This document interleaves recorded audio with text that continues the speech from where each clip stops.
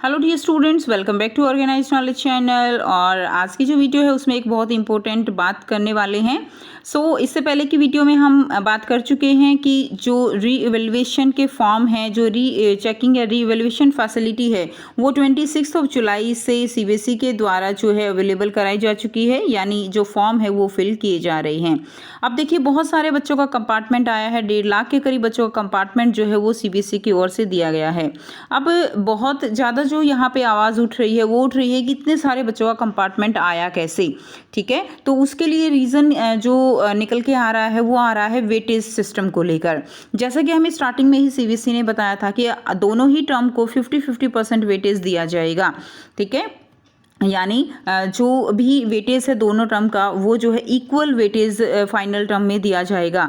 और बाद में तो जो आवाज़ थी वो ये थी कि बेस्ट ऑफ ईदर टर्म जो है दिया जाएगा, जिसमें भी बेस्ट होगा वो टर्म लेकर रिजल्ट तैयार किया जाएगा।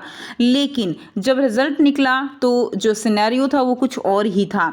और वो क्या था? वो था 30-70 रेशो।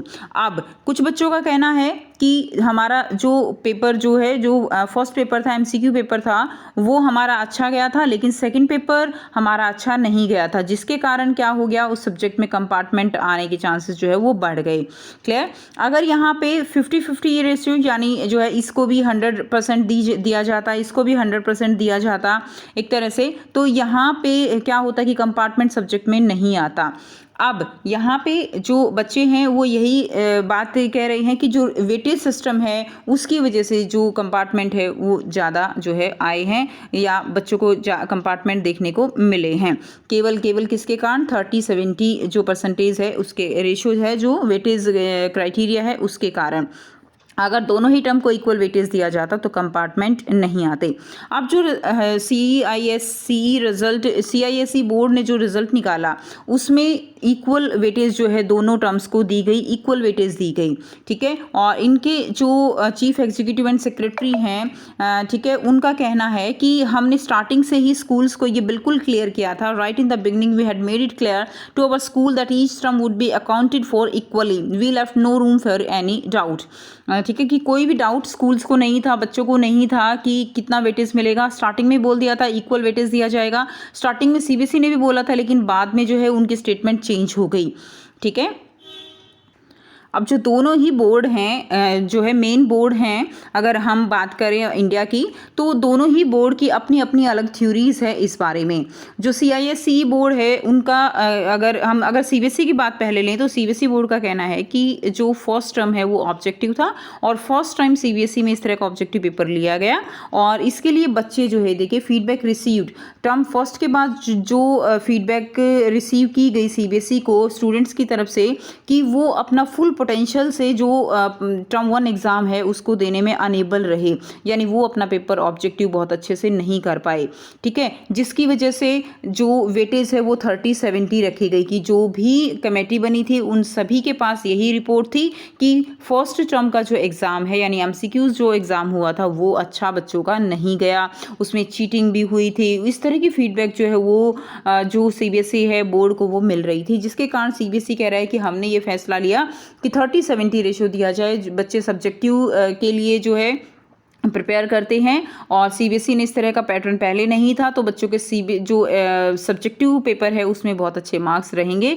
तो इसी उसमें मार्क्स अच्छे आए हैं, तो उसी क्राइटेरिया को लेकर 30-70 रेशियो जो है यहाँ पर वेटेज को दिया गया। लेकिन अगर हम बात करें सीआईएसई बोर्ड की, तो उनकी तरफ से जो बात है, उन्होंने क्या कहा है कि टर्म फर्स्ट के बाद उन्होंने ऐसी कोई फीडबैक रिसीव नहीं की। No, we didn't receive any complaint और feedback regarding performance in term 1, both paper were well balanced.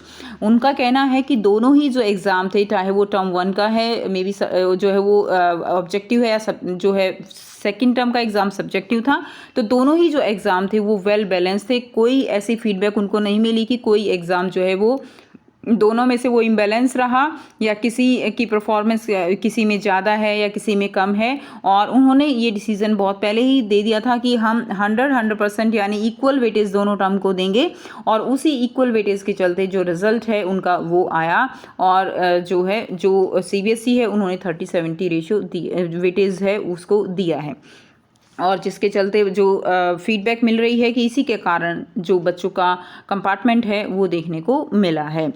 अब बात करते हैं कि कुछ स्टूडेंट्स जो है जो क्वेश्चंस हैं कि क्या अब ऐसा हो सकता है कि 30-70 रेशो जो है वो चेंज करके इक्वल वेटेज कर दिया जाए, तो ऐसा बिल्कुल बिल्कुल भी पॉसिबल नहीं है। वैसे ही रिज़ल्ट जो है वो बहुत लेट हो गया है, जो सेशन है वो बहुत लेट हो गया है, और अगर दोबारा से इस चीज़ के ऊपर काम करेंगे तो इट्स वेरी टू लेट, ठीक है। तो ऐसा पॉसिबल नहीं है, तो इस चीज़ को बच्चे बिल्कुल दिमाग से निकाल दीजिए। अब आपके पास एक और चांस है, आपके पास अराउंड 26 डेज हैं जिनमें आपको प्रिपरेशन करनी है अपने कंपार्टमेंट एग्ज़ाम के लिए। और जिन बच्चों का कंपार्टमेंट है और जो उनको रिपीट के लिए, जो किसी का रिजल्ट रिपीट है, एसेंशियल रिपीट है, तो उनको कंपार्टमेंट का एग्ज़ाम जो है वो ज़रूर फिल करना चाहिए, ठीक है। हो सकता है कि कुछ सब्जेक्ट में आपको कंपार्टमेंट एग्ज़ाम जो है देने से पहले ही आपका जो कंपार्टमेंट है वो क्लियर हो जाए, तो आप ज़रूर इसके लिए अप्लाई कीजिए। तो ये थी इम्पोर्टेंट अपडेट। आई होप आपको अपडेट अच्छी लगी होगी। अगर अच्छी लगी तो वीडियो को लाइक कीजिए, शेयर कीजिए और चैनल को सब्सक्राइब कीजिए। Take care, have a nice day.